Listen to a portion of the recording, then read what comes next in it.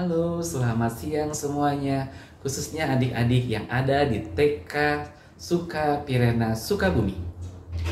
Hari ini saya, Romo Hari, akan menyampaikan satu hal tentang liturgi yang ada di agama Katolik, yaitu masa Prapaskah. Apa itu masa Prapaskah? Masa Prapaskah adalah masa 40 hari sebelum kita merayakan Paskah.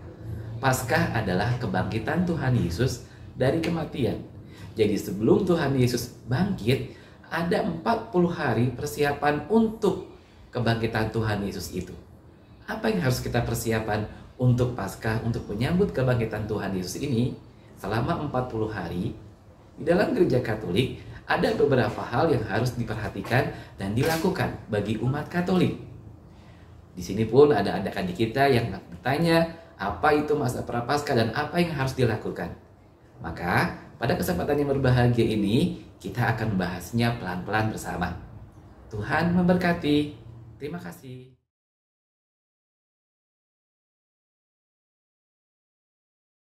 Romo, nama saya Nea. Nea mau tanya, apa? Terus kakak, terus kuata.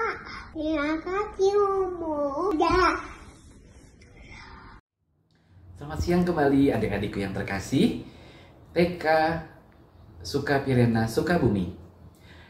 Dari beberapa adik-adik kita, teman-teman kita bertanya kepada saya, masa Prapaskah ini apa yang harus dilakukan? Khususnya dari adik Andrea. Adik kita ini bertanya, kalau masa Prapaskah, kenapa kita harus puasa? Baik adik-adikku, di masa Prapaskah 40 hari ini, apa yang harus kita lakukan? 1. Kita melakukan puasa dan pantang.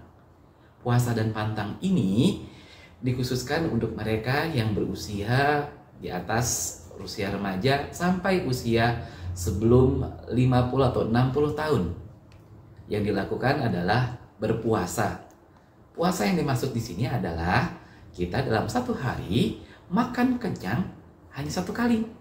Misalnya, kalau kita mau makan pagi saja atau siang saja atau malam saja, cukup sekali. Oh, kalau gitu Romo, boleh dong saya ngemil. Kalau ngemilnya satu kaleng kerupuk, sama saja kenyang. Tidak. Jadi, dalam satu hari, kita makan kenyang hanya sekali. Seperti itu. Jadi, di masa Prapaskah, kita mau mengendalikan diri. Kita mau bagaimana tidak hanya menahan hawa nafsu untuk lapar. Tidak dulu, kalau orangnya lapar nggak bisa mikir apa-apa. Tidak hanya itu, tapi juga pantang. Pantang di sini adalah bagaimana kita tidak melakukan kebiasaan-kebiasaan yang membuat kita tidak sehat. Misalnya, kebiasaan merokok. Nah, nanti adik-adik, kalau di rumah, papahnya atau saudaranya merokok, ingatkan. Pak, masa Prapaskah nggak boleh merokok. Karena apa? Kita menjaga diri untuk bait Allah ini. Lalu apa yang mesti dilakukan? Sudah, jangan merokok selama 40 hari. Nanti uangnya untuk biasa Bapak beli rokok itu disimpan, ditabung. Ada kotak kecil, kotak yang namanya aksi puasa pembangunan. Di situ kalau misalnya kita biasa beli rokok atau adik-adik jajan, dicemplungin di situ. Jadi selama 40 hari tidak merokok. Tidak jajan. Nah, adik-adik yang biasa jajan, siapa di sini? Nah, kalau biasa jajan, selama masa Prapaskah, di pantang dan puasa ini, adik-adik jangan jajan. Kalaupun misalnya, nggak bisa Romo, boleh deh jajan tapi sedikit. Ya udah, boleh. Misalnya, kalau selama ini adik-adik jajannya satu hari, misalnya 50.000, masa Prapaskah ini dikurangi, hanya 20.000. Nah, yang 30.000 dimasukkan ke dalam kotak aksi puasa pembangunan. Aksi puasa pembangunan ini dikhususkan buat apa? Nanti Romo jelaskan.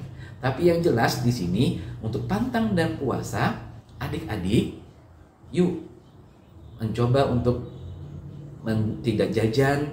Yang kedua, untuk misalnya saja mengurangi makan daging. Yang setiap hari mungkin adik-adik makan daging, sekarang dikurangi atau tidak makan daging sama sekali selama 40 hari. Atau makan dagingnya hanya hari Sabtu atau Minggu. Tapi yang pasti kita pantang, khususnya setiap hari Jumat selama 40 hari itu. Kebiasaan kita bagaimana kita melakukan pantang tidak makan daging di hari Jumat di masa Prapaskah itu.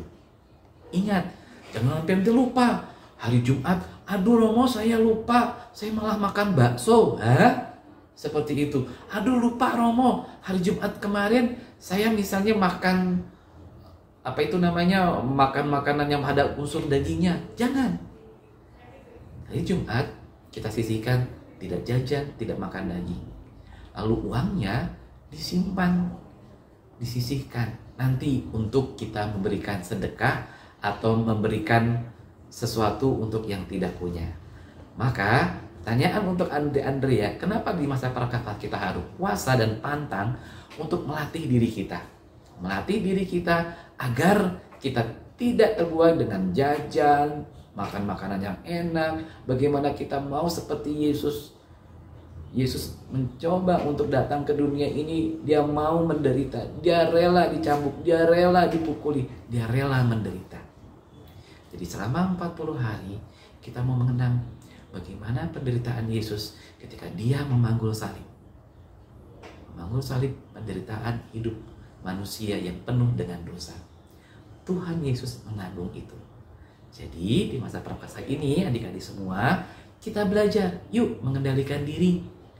Tidak jajan, tidak makan daging, khususnya pada hari Jumat. Sisihkan uang jajan kita itu, kita berikan untuk yang membutuhkan. Itu adik Andrea, jawaban Romo ketika adik Andrea bertanya seperti itu. Salam untuk orang tua adik Andrea. Semoga orang tua kita pun dapat menjadi contoh dan teladan yang baik dalam puasa dan pantang. Tuhan memberkati.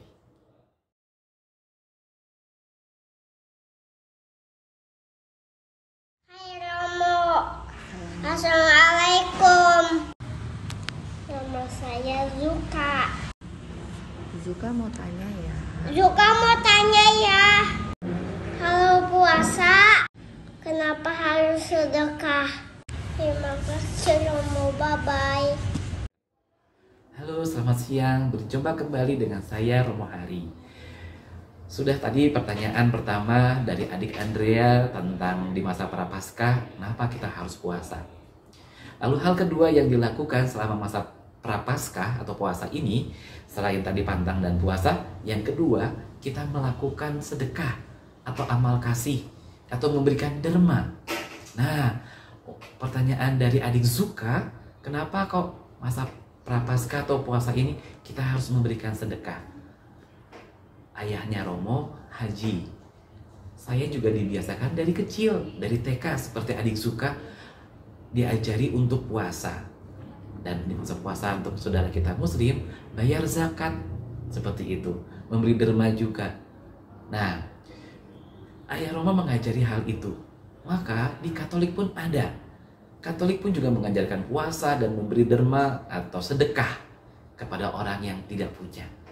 Maka hal kedua, selain tadi pantang dan puasa, yang kedua adalah kita memberi zakat, memberi derma, memberi sedekah kepada orang yang tidak mampu. Caranya seperti itu tadi. Jadi kalau kebiasaan kita berpantang dan puasa, uang jajan kita, lalu juga hal-hal yang tidak baik kita kumpulkan uang itu, lalu nanti setelah 40 hari diserahkan ke gereja, nanti oleh gereja uang itu dikelola untuk diberikan kepada saudara-saudari kita yang tidak mampu sebagai sedekah. Jadi bagaimana sedekah yang diberikan itu mengajari kita bahwa kita memberikan apa yang kita punya kepada saudara-saudari kita yang tidak punya, kepada saudara-saudari kita yang membutuhkan. Kepekaan hati ini yang dibutuhkan. Sekalipun kita misalnya tidak punya atau menderita, kita tetap memberikan itu kepada orang yang tidak punya. Yesus pun ketika dia memanggul salib, dia menderita, dia tetap memberikan. Bukan dengan uang, tapi dengan hiburan. Ketika ada wanita yang menangisi dia, aduh kasihan ya Yesus yang menderita, tapi Yesus tetap menghibur mereka, memberikan senyum. Itu sedekah adalah bagaimana memberikan kebahagiaan, keselamatan untuk saudara-saudari kita yang tidak mampu. Tuhan memberkati kita. Terima kasih.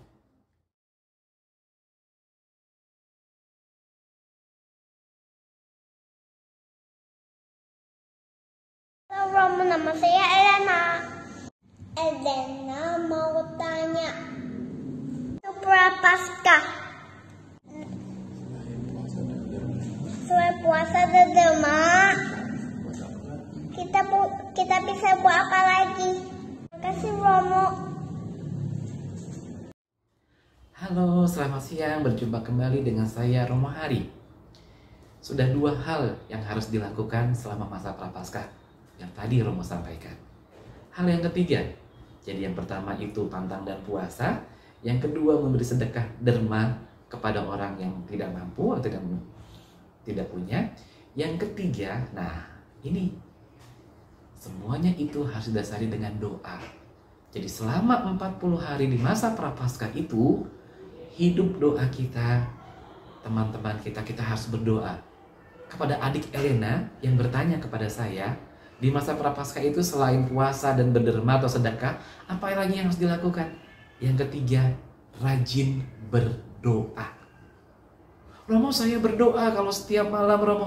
Tidak hanya setiap malam, tapi setiap saat. Bangun tidur berdoa, mau belajar berdoa, setelah belajar berdoa, mau makan berdoa, setelah makan juga berdoa. Nah, siapa di sini kalau yang berdoa suka dibimbing oleh orang tuanya? Yuk, Romo dulu waktu masih kecil di TK sampai Romo SMP, setiap mau tidur Romo diajari berdoa. Selalu diajak berdoa oleh orang tua Romo. Jadi Romo di bangku diajak berdoa. Setiap malam sebelum mau tidur, doanya nggak usah panjang-panjang. Bapa kami dan salam Maria. Seperti itu. Jadi pesan untuk orang tua juga, tolong ajari anak-anak kita ini untuk berdoa. Saya yakin agama manapun baik dalam hal berdoa. Maka butuh bimbingan dari orang tua untuk anak-anak melakukan doa dan ibadah. Jangan nanti anak-anak kita mencari contoh yang gak baik dari orang lain. Justru orang tua. Di sini saya mohon untuk orang tua menjadi contoh dan teladan yang baik dalam hal doa bagi anak-anak. Dan yang kedua juga anak-anak, yuk, kalau orang tua ngajak berdoa, kita mau berdoa. Dan bahkan kalau orang tua kita lupa, anak-anak harus mengingatkan, Pa, Ma, kita berdoa. Seperti itu. Kenapa kita harus berdoa? Berdoa adalah bagaimana kita berkomunikasi dengan Tuhan. Bagaimana kita curhat dengan Tuhan. Dengan namanya berdoa itu. Jadi dengan berdoa, hubungan kita bisa ngomong dengan Tuhan dengan enak. Kita bisa curhat dengan Tuhan dengan enak. Dan Tuhan mendengarkan kita. Jadi di masa Prapaskah atau puasa itu, hal ketiga yang dilakukan untuk lebih baik lagi adalah berdoa. Adik Elena, ini jawaban Romo. Semoga adik Elena bersama orang tua juga melakukan hal doain dengan baik. Yang terakhir dari Romo, buah doa kita adalah tindakan kita. Kalau kita berdoa sering atau sering berdoa tapi ternyata perbuatan kita tidak baik, sayang, sia-sia nanti. Maka buah doa kita adalah bagaimana perbuatan kita menjadi baik, menjadi berkat untuk orang lain. Selamat memasuki masa Prapaskah. Semoga hidup doa kita, pantang dan puasa kita, dan sedekah kita semakin ditingkatkan dan menjadi berkat untuk sesama. Tuhan memberkati. Terima kasih.